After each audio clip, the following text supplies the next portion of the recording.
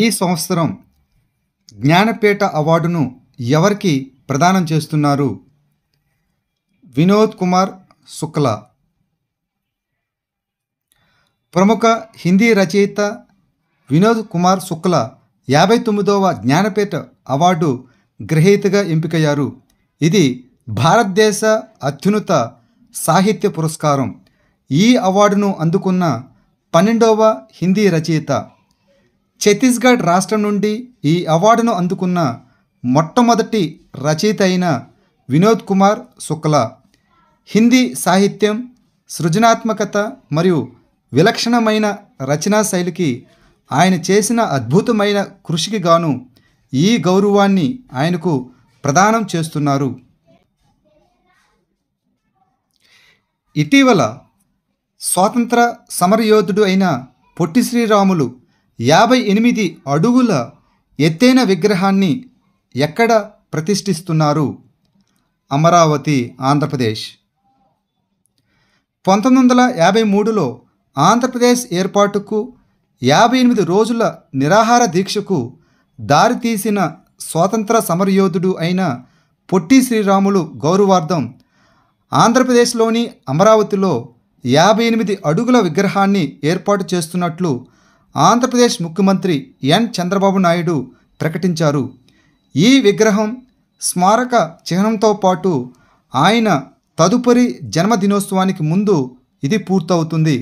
అదనంగా పడమటిపల్లిలోని శ్రీరాములు స్వస్థలమైన ఇంటిని మ్యూజియంగా మారుస్తున్నారు. అదేవిధంగా ఆయన గ్రామంలో ఆధునిక ఆరోగ్య కేంద్రం మరియు ఉన్నత పాఠశాలను ఏర్పాటు చేస్తున్నారు. ఎక్సర్సైజు సీ డ్రాగన్ 2025ను ఏ దేశం నిర్వహించింది? United states of America.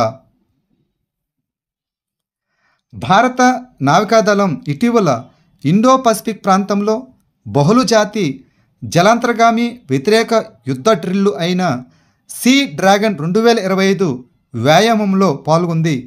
ఈ సీ డ్రాగన్ 2025 వ్యాయామం యునైటెడ్ స్టేట్స్ నేవీ యొక్క 7వ ఫ్లీట్ ద్వారా స్థాపించబడింది. ఈ వ్యాయామం గ్వామ్లోని అండర్సన్ ఎయిర్ ఫోర్స్ బేస్లో జరుగుతున్నది. 2019లో ప్రారంభంలో అమెరికా మరియు ఆస్ట్రేలియా మధ్య ద్వైపాక్షికంగా, ఇది 2021 నుండి భారతదేశం వంటి మిత్ర దేశాలను చేర్చడానికి విస్తరించింది. దీనిలో పాల్గొనే దేశాలు వచ్చి United states of America, Australia, భారతదేశం, జపాన్ మరియు దక్షిణ కొరియా. 2025 స్టాక్ హోమ్ వాటర్ ప్రైజ్ను ఎవరు గెలుచుకున్నారు? గుంటర్ బ్లోష్లు. ఇతను ఆస్ట్రియన్ జల శాస్త్రవేత్త మరియు ఇంజనీరు. ప్రఖ్యాత జల శాస్త్రవేత్త అయిన గుంటర్ బ్లోష్లు వరద ప్రమాదాలు మరియు వాతావరణ మార్పు ప్రభావాలపై చేసిన పరిశోధనలకు గాను 2025 స్టాక్ హోమ్ వాటర్ ప్రైజ్ను గెలుచుకున్నారు. ఈ స్టాక్ హోమ్ వాటర్ ప్రైజ్ అనేది జలశాస్త్రం, నిర్వహణ మరియు రక్షణలో సాధించిన విజయాలను గుర్తించే ప్రతిష్టాత్మక ప్రపంచ అవార్డు. దీనిని royal Swedish academy of sciences సహకారంతో స్టాక్ హోమ్ వాటర్ ఫౌండేషన్ అందిస్తోంది. 1991లో స్టాక్ హోమ్ వాటర్ ఫెస్టివల్ సందర్భంగా స్థాపించబడిన ఇది పరిశుభ్రమైన నీటి పట్ల స్వీడన్ నిబద్ధతను హైలైట్ చేస్తుంది.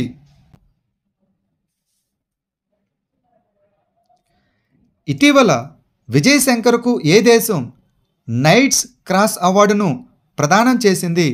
డెన్మార్క్ దేశం. విజయ్ శంకర్ ఇటీవల డెన్మార్క్ యొక్క నైట్స్ క్రాస్ అవార్డును అందుకున్నారు.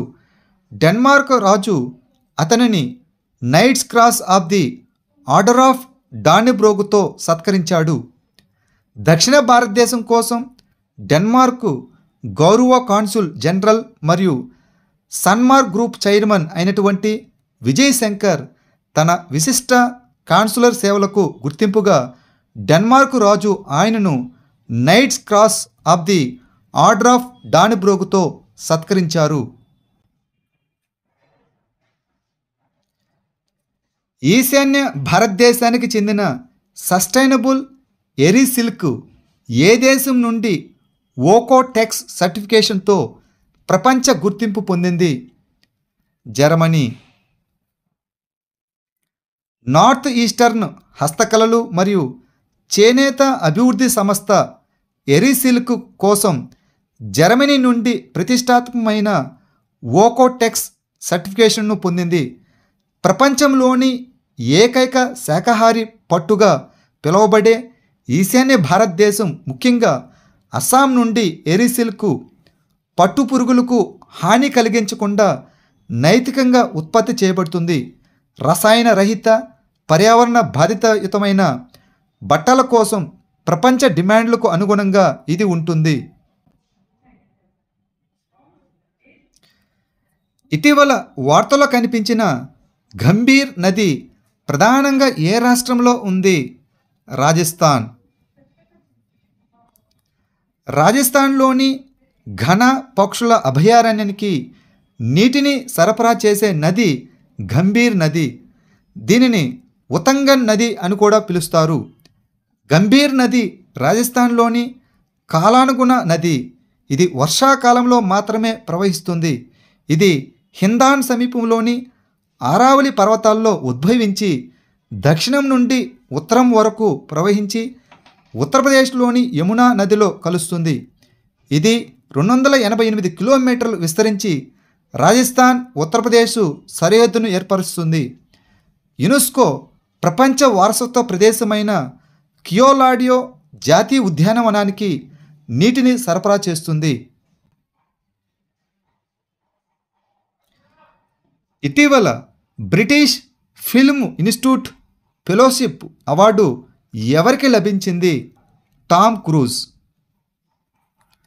హాలీవుడ్ నటుడు అయిన టామ్ క్రూజు మే 12న లండన్లో జరిగే ఇన్స్టిట్యూట్ చైర్స్ డిన్నర్లో బ్రిటిష్ ఫిల్మ్ ఇన్స్టిట్యూట్ నుండి అత్యున్నత గౌరవం BFI ఫెలోషిప్ను అందుకోనున్నారు. ఈ BFI అధికారిక వెబ్సైట్ ప్రకారం విమర్శకుల ప్రశంసలు పొందిన నాటకాలు మరియు ప్రేమ కథల నుండి డార్క్ థ్రిల్లర్లు మరియు యాక్షన్ చిత్రాల వరకు టామ్ క్రూజు కెరీర్ను విస్తరించిన అసాధారణ బహుముఖ ప్రజ్ఞాశాలి నటుడిగా ఈ టామ్ క్రూజు సాధించిన విజయాలను ఈ ఫెలోషిప్ అవార్డుతో గుర్తిస్తుంది. ఇటీవల గోయై బిబో బ్రాండ్ అంబాసిడర్గా ఎవరు నియమితులయ్యారు? Rishabh Pant. Online travel platform అయిన గోయై బిబో తన కొత్త బ్రాండ్ అంబాసిడర్గా భారత్ క్రికెటర్ అయిన రిషబ్ పంత్ను నియమించుకుంది. దిగ్గజ క్రికెటర్ సునీల్ గవాస్కర్ను కూడా కలిగి ఉన్న ఒక ప్రచారాన్ని ఇది ఆవిష్కరించింది. ఇది గోయై బిబో యొక్క సరదా మరియు యువత కేంద్రీకృత మార్కెటింగ్ వ్యూహానికి అనుగుణంగా ఉంటుంది.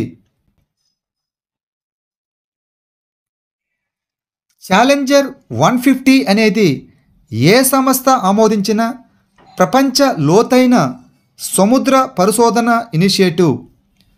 ఐక్యరాజ్య సమితి విద్య, శాస్త్రీయ మరియు సాంస్కృతిక సంస్థ అనగా యునెస్కో. అంటార్కిటికా మరియు గ్రీన్లాండ్ మంచు పలకలు భూమి యొక్క 3/2 మంచినీటిని కలిగి ఉన్నాయి. మంచు పలకలు ద్రవ్యరాశిని పొందినప్పుడు అనగా ఘనీభవించినప్పుడు సముద్ర మట్టాలు తగ్గుతాయి. అదేవిధంగా అవి ద్రవ్యరాశిని కోల్పోయినప్పుడు సముద్ర మట్టాలు పెరుగుతాయి. ఈ ఆవిష్కరణ ఛాలెంజర్ 150లో ఒక భాగం. ఇది యునెస్కో ఆమోదించిన ప్రపంచ లోతైన సముద్ర పరిశోధన ఇనిషియేటివ్.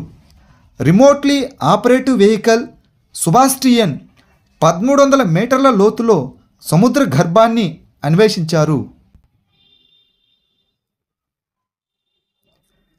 లండన్లోని సెంట్రల్ బ్యాంకింగ్ ద్వారా డిజిటల్ ట్రాన్స్ఫర్మేషన్ అవార్డు 2025 గెలుచుకున్న బ్యాంకింగ్ సంస్థ ఏది? రిజర్వ్ బ్యాంక్ ఆఫ్ ఇండియా అనగా RBI. Reserve bank of India తన డిజిటల్ చొరవ అయిన సార్థి మరియు ప్రవాహ్ కోసం లండన్లోని సెంట్రల్ బ్యాంకింగ్ నుండి డిజిటల్ ట్రాన్స్ఫర్మేషన్ అవార్డు 2025ను గెలుచుకుంది. జనవరి 2023లో ప్రారంభించబడిన సార్థి 40+ స్థానాల్లో 13,500 మంది ఉద్యోగుల కోసం ఆర్బీఐ అంతర్గత వర్క్ ఫ్లోర్లను డిజిటలైజ్ చేసింది. అదేవిధంగా డాక్యుమెంట్ షేరింగు, రికార్డు నిర్వహణ మరియు డేటా విశ్లేషణను మెరుగుపరిచింది. మే 2024లో ప్రారంభించబడిన ప్రవాహ్ 70+ రెగ్యులేటరీ అప్లికేషన్లను డిజిటలైజ్ చేసింది మరియు రియల్ టైమ్ ట్రాకింగ్తో సామర్థ్యం మరియు పారదర్శకతను పెంచింది. ఇటీవల వార్తల్లో కనిపించిన సిలహల్ల పంపుడు స్టోరేజ్ జలవిద్యుత్ ప్రాజెక్టు ఏ రాష్ట్రంతో సంబంధాన్ని కలిగి ఉంది? తమిళనాడు. తమిళనాడు కాలుష్య నియంత్రణ బోర్డు నీలగిరిలోని కుందాలో సిలహల్ల పంపుడు స్టోరేజ్ హైడ్రో ఎలక్ట్రిక్ ప్రాజెక్టుపై జరగాల్సిన ప్రజా సంప్రదింపుల సమావేశాన్ని రద్దు చేసింది. రైతు సంఘాలు, స్థానిక నివాసితులు మరియు పరిరక్షకులు ఈ ప్రాజెక్టును వ్యతిరేకించారు. ఎందుకనగా 20కి పైగా గ్రామాలలో వ్యవసాయం మరియు జీవనోపాధిపై దీని ప్రభావం ఉంటుందని భయపడ్డారు. Tamil Nadu green energy corporation limited 5,843 కోట్ల వ్యయంతో 1000 మెగావాట్ల సామర్థ్యంతో సిలహల్ల పంపుడు storage hydro electric project stage 1ను ప్రతిపాదించింది. ఇటీవల భారతదేశం నేపాల్ సాహిత్య మహోత్సవ్ ఎక్కడ నిర్వహించబడింది? మధుర, ఉత్తరప్రదేశ్. మధురలో జరిగిన భారతదేశం నేపాల్ సాహిత్య మహోత్సవం 2 దేశాల మధ్య సాంస్కృతిక సంబంధాలు మరియు సాహిత్య సహకారాన్ని బలోపేతం చేయడం.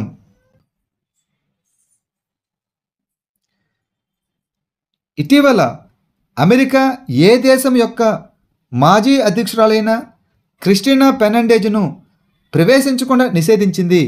అర్జెంటీనా.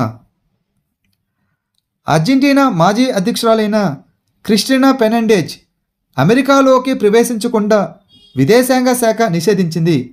ఆమె పదవిలో ఉన్నప్పుడు గణనీయమైన అవినీతికి పాల్పడ్డారని ఆరోపించింది. ఫెర్నాండెజ్ ప్రణాళిక మంత్రి అయిన జూలియో మిగ్యుల్ డి విడో మరియు వారి కుటుంబాలను కూడా విదేశాంగ శాఖ నిషేధించింది.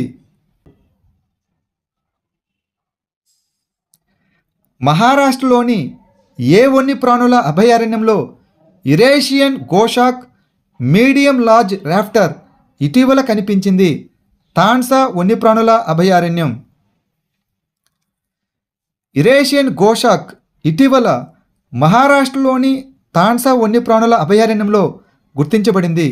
యూరప్, ఆసియా మరియు ఉత్తర అమెరికాలోని కొన్ని ప్రాంతాల్లో విస్తృతంగా కనిపిస్తుంది. ఇక్కడ దీనిని ఉత్తర గోషాక్ అని కూడా పిలుస్తారు.